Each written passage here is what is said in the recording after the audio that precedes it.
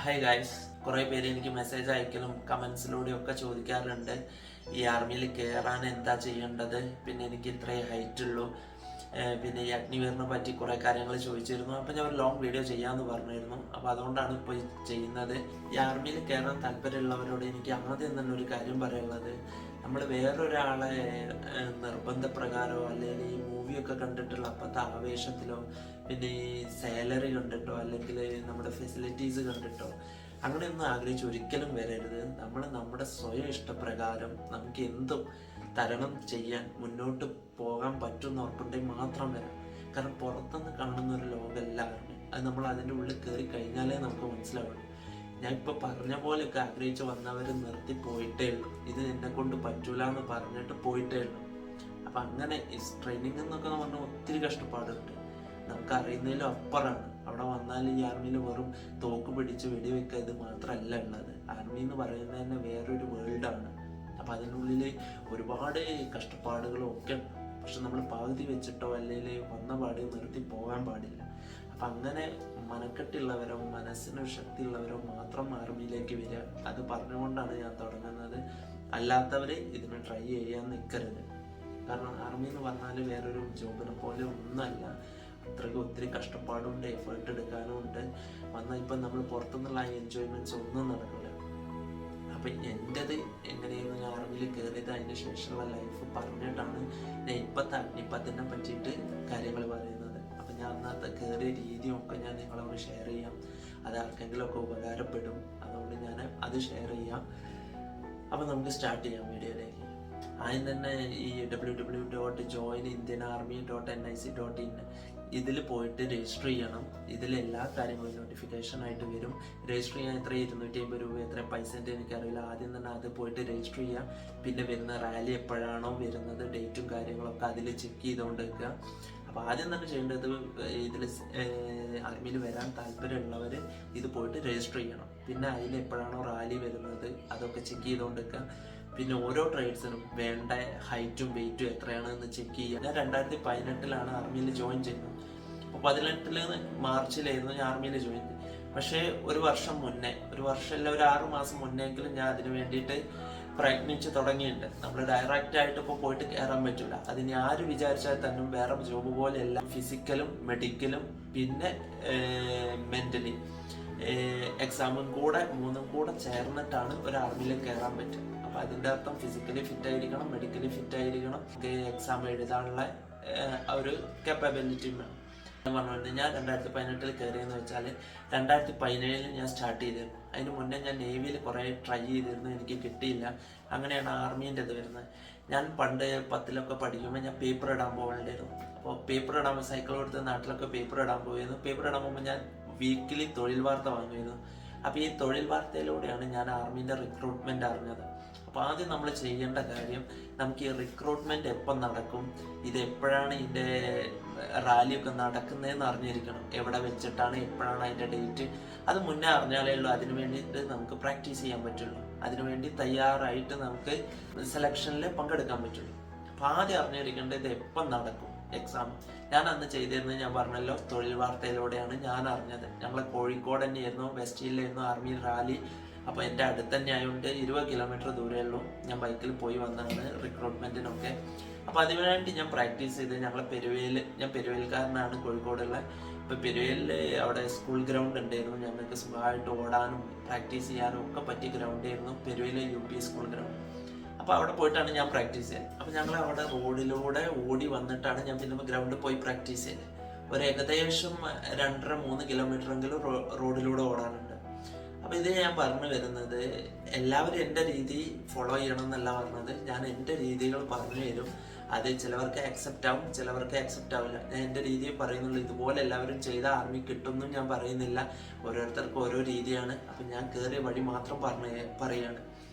അപ്പം ഞാൻ റോഡിലൂടെ ഓടി വന്നിട്ട് ഗ്രൗണ്ടിൽ പിന്നെ വന്നിട്ട് ഞങ്ങളെ ഗ്രൗണ്ട് ഒരു റൗണ്ട് എന്ന് പറഞ്ഞാൽ 400 മീറ്റർ ഉണ്ടാവും. അപ്പം അങ്ങനെ ഒരു 5-6 റൗണ്ടെങ്കിലും ഞാൻ ഓടും. പുറത്തുകൂടെ റോഡിൽ കൂടെ ഓടി വന്നിട്ടാണ് പിന്നെ ഇവിടെ ഗ്രൗണ്ട് എന്ന് ഓടുന്നത്. അപ്പോൾ അതിനുവേണ്ടി ഞാൻ ഷൂ ഇട്ടിട്ടായിരുന്നു എന്ന് ഓടാറ്. അതിനുവേണ്ടി ഒരു ഷൂ വാങ്ങിയിട്ട്, റണ്ണിങ് ഷൂ, അത് വാങ്ങിയിട്ട് ഞാൻ ഡെയിലി ഗ്രൗണ്ട് ചുറ്റും. പിന്നെ ഞാൻ ടൈം വെച്ചിട്ട് ഒന്നല്ല ഓടാറ്. അപ്പം നമുക്ക് 1.6 കിലോമീറ്റർ, അതായത് 1600 മീറ്റർ ആണ് റണ്ണിങ്. അത് ഇത്ര 5 മിനിറ്റും 30 സെക്കൻഡും. എക്സലന്റ്. അപ്പൊ അതാണ് അതിന്റെ ടൈമിങ്. അപ്പൊ ആ ടൈമിങ് വെച്ചിട്ടല്ല, എത്ര ടൈമിൽ വരുന്നുണ്ടോ എന്ന് നോക്കിയിട്ടല്ല ഞാൻ ഓടാറ്. ടൈമിങ് എനിക്ക് അത് തീരെ പറ്റൂല. കാരണം ടൈമിങ് വെച്ചൊക്കെ നോക്കി എനിക്ക് ഒന്നാമത് ടെൻഷനാവും, അയ്യോ ആ ടൈമിന് എത്തിയില്ലല്ലോ. അപ്പൊ ഞാൻ ചെയ്ത വഴി എന്ന് പറഞ്ഞാൽ മാക്സിമം നമ്മുടെ ഈ കിതപ്പ് ഒഴിവാക്കുക. ഒരു 3 മാസം, ഈ റാലി വരുന്നതിന്റെ 3 മാസം മുന്നേ ഞാൻ പ്രാക്ടീസ് തുടങ്ങിയിട്ടുണ്ട്.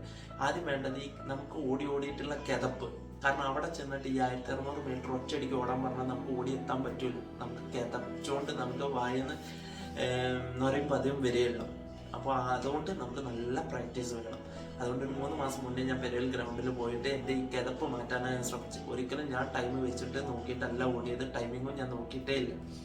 പിന്നെ അവിടെ ഞങ്ങളെ ഒരു ഉണ്ണിയേട്ടൻ എന്ന് പറഞ്ഞ ഒരു സാറ് ഉണ്ടായിരുന്നു. ആ സാറ് കുറേ പേർക്ക് ട്രെയിനിങ് കൊടുക്കുന്നുണ്ടായിരുന്നു.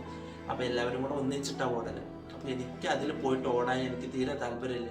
അദ്ദേഹം നല്ലപോലെ ട്രെയിനിങ് ഒക്കെ കൊടുക്കുന്നുണ്ട്, പക്ഷെ എനിക്ക് അതിൽ താല്പര്യമില്ല. പറഞ്ഞാൽ എല്ലാവരെയും കൂടെ ഓടുമ്പോൾ എനിക്ക് എൻ്റെതായ ഒരു ഫ്രീഡം കിട്ടില്ല. എനിക്ക് എൻ്റെതായ ഒരു ഫ്രീഡത്തിൽ ഓടി ഇതാക്കാനായിരുന്നു എനിക്ക് താല്പര്യം. അതുകൊണ്ടായിരുന്നു ഞാൻ അതിൽ പോവാൻ. എൻ്റെ കൂടെ ഇപ്പൊ ജമ്മുവിലാണ് അവരുള്ളത്, ആർമിയില്. പിന്നെ ഞാൻ കയറിയതിനു ശേഷം എൻ്റെ കമ്പനിക്കാരനും കയറിയിട്ടുണ്ട്. ഞങ്ങൾ രണ്ടാളും കൂടെ ആയിരുന്നു ഓടാനൊക്കെ പോവാറ്. അപ്പൊ ഇത് ഓടിയോണ്ട് മാത്രം കാര്യമില്ല. ഞങ്ങൾ ഓടി ആ കിതപ്പ് തന്നെ പിന്നെ പുഷപ്പ് എടുക്കുകയായിരുന്നു, പുള്ളപ്പ് എടുക്കുകയായിരുന്നു. അപ്പൊ ഓടി നമ്മൾ നന്നായി കിതച്ച ടൈമിൽ നമ്മൾ ഒരിക്കലും പിന്നെ പോയി റെസ്റ്റ് എടുക്കാനോ വെള്ളം കുടിക്കാനോ പാടില്ല. ആ ഓടി കിതപ്പ് തന്നെ എത്ര പുഷപ്പ് എടുക്കാൻ പറ്റും മാക്സിമം പുഷപ്പ് എടുക്കുക. അപ്പൊ കൂടുതൽ സ്റ്റാമിന നമുക്ക് വർദ്ധിക്കുകയും കൂടി വരും സ്റ്റാമിന. അപ്പോൾ ഒരിക്കലും കിതച്ചുകൊണ്ട് നമ്മൾ ഒരിക്കലും റെസ്റ്റ് എടുക്കരുത്. എനിക്ക് പറയാനുള്ള കിതച്ച് വന്നിട്ട് ഒന്നെങ്കിൽ പുഷപ്പ് എടുക്കാം, അല്ലെങ്കിൽ പുള്ളപ്പ് എടുക്കാം, എന്തെങ്കിലും ആക്ടിവിറ്റി ഒന്ന് ചെയ്യണം. അല്ലാണ്ട് റെസ്റ്റ് ഒരിക്കലും എടുക്കരുത്. അത് മെയിനായിട്ട് എല്ലാവരും ചെയ്യുന്ന തെറ്റാണ്. ഓടി കിതച്ച് വന്നാൽ റെസ്റ്റ് എടുക്കരുത്. അത് നിങ്ങൾക്ക് ആർമിയിൽ കയറിയാലും ട്രെയിനിങ്ങിലും അങ്ങനെ തന്നെയാണ് ചെയ്യിക്കാറ്. ഓടി വന്നാൽ ഒരിക്കലും റെസ്റ്റ് തരില്ല, അല്ലെ പോയി ഇരുന്നോന്നൊന്നും പറയില്ല, പിന്നെ നമുക്ക് ആക്ടിവിറ്റി തന്നുകൊണ്ടിരിക്കും. അപ്പോൾ എത്രത്തോളം നമ്മൾ ഓടുന്നു അത്രയും നമുക്ക് സ്റ്റാമിന കൂടും. അപ്പം ഞാൻ അങ്ങനെ ആ രീതിയിലൂടെയാണ് വന്നത്. പിന്നുള്ള ഒരു കാര്യം എന്ന് പറഞ്ഞാൽ 10 പുള്ളപ്പ്. ഇത് ടെസ്റ്റിനുള്ള കാര്യമാണ്. 1600 മീറ്റർ ഓട്ടം 5 മിനിറ്റ് 30 സെക്കൻഡ്. ഇപ്പൊ ടൈമിൽ 4 ഗ്രൂപ്പ് ആക്കിയിട്ടുണ്ട്. അപ്പൊ ഇപ്പത്തത് ഞാൻ പിന്നെ പറയാം. അന്നത്തെ എന്റെ രീതിയാണ് പറയുന്നത്. അന്ന് 5 മിനിറ്റ് 30 സെക്കൻഡിൽ വരുന്ന പോലെ എക്സലന്റ് ആയിരുന്നു. പിന്നെ ലാസ്റ്റ് 45 സെക്കൻഡ് വരെ, 45-50 സെക്കൻഡിന്റെ ഉള്ളിൽ കയറുന്ന പോലെ എടുക്കാറുണ്ട്. ഇപ്പൊ 2 ഗ്രൂപ്പുകളിൽ വന്നു, ഒന്ന് എക്സലന്റും പിന്നെ ഗുഡ്. ഞാൻ ഗുഡിലാണ് കയറി, എക്സലന്റിലൊന്നല്ല കയറി. അത് ലാസ്റ്റ് ഗുഡിൽ തന്നെ ലാസ്റ്റ് ടൈമിലേക്കാണ് ഞാൻ കയറിയത്. അപ്പം 5 മിനിറ്റ് ഒരു 45 സെക്കൻഡ് എടുത്തിട്ടാണ് ഞാൻ കയറിയത് ഗുഡിൽ. അപ്പൊ അന്ന് എൻ്റെ റണ്ണിങ് കഴിഞ്ഞു. പിന്നെ ഉള്ളത് നേരെ ഡോക്യുമെന്റ് ചെക്ക് ചെയ്യുമായിരുന്നു. ഇപ്പൊ ഡോക്യുമെന്റ്സും ഒക്കെ കൊണ്ടിട്ട് വേണം നമ്മൾ പോവാൻ. പിന്നുള്ളത് പിറ്റേന്ന് മെഡിക്കൽ ടെസ്റ്റ് ആയിരുന്നു. പല്ലിന് നല്ല ഗ്യാപ്പ് ഉണ്ട്. അപ്പൊ ആ ഒരു ടെൻഷൻ ഉണ്ടായിരുന്നു. പല്ലിന് ഗ്യാപ്പും ഉണ്ട്, എനിക്ക് കേടും ഉണ്ടായിരുന്നു. അപ്പൊ ഞാൻ ചെയ്തത് മുന്നേ റാലി അറിഞ്ഞുകൊണ്ട് തന്നെ ഞാൻ പല്ലിന്റെ ഗ്യാപ്പൊക്കെ ഞാൻ അടച്ചിരുന്നു. കേടുള്ള ഭാഗമൊക്കെ അടച്ചിട്ടാണ് ചെന്നത്. അപ്പൊ എല്ലാവരും അത് ശ്രദ്ധിക്കണം. പിന്നെ ഗ്യാപ്പുള്ളത് എനിക്ക് റീമെഡിക്കലൊന്നും കിട്ടിയില്ല, അത് ഫിറ്റ് ആയിരുന്നു.